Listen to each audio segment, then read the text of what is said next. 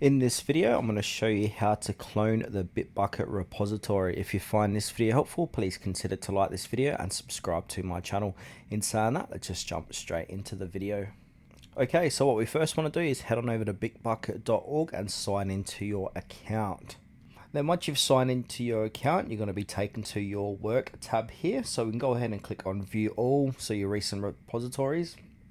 And now go ahead and pull the one that you want to go ahead and clone. So for this example, I'm going to go ahead and click view all, so you can view all of your repositories here. So I've got this fitness tracker here that I want to clone. So I'm going to click into it.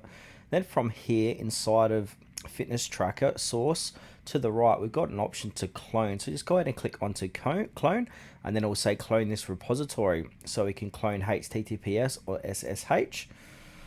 Now we've got a couple of different options how to do this. So we can clone in source tree or clone in VS Code. So just go ahead and choose either or. So I've got VS Code, so I'm going to go ahead and clone in VS Code.